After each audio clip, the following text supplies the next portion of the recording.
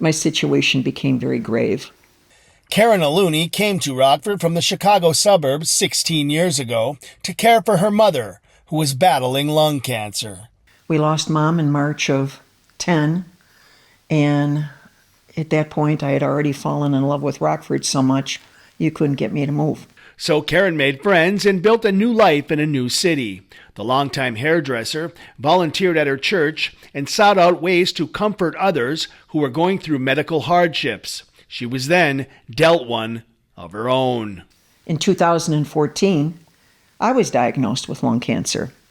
And the irony of it is, preceding me being diagnosed, I've helped people through the years and sat through many chemo drips, taken my mom back and forth to radiation. Karen had surgery in 2015 and has been cancer-free ever since. But it has been anything but easy.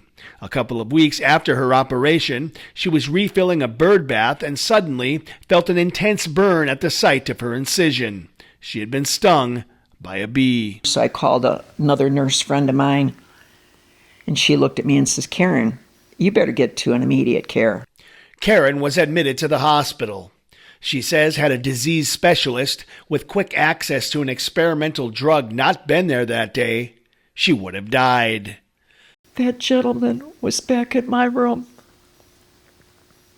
first thing in the morning, and then he examined the surgical site. I was too weak to even look at myself, and he says, "It's starting to work."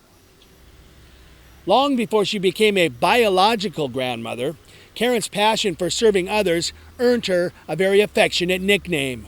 To many in the Rockford area, she's known simply as Grandma Karen. She doesn't meet someone that's not her friend.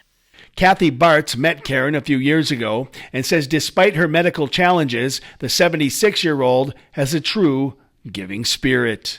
And so she always goes up and she greets them and talks to people and is just always very interested in other people, where other people will keep to themselves. She looks outside of herself to make connections. I'm in a very unique position, and if there's anybody out there that's scared or has been given a diagnosis and they don't have any family or friends, or their family can't deal with it, I'd be glad to talk to you and pray for you. In Rockford, Jim Haggerty, Eyewitness News.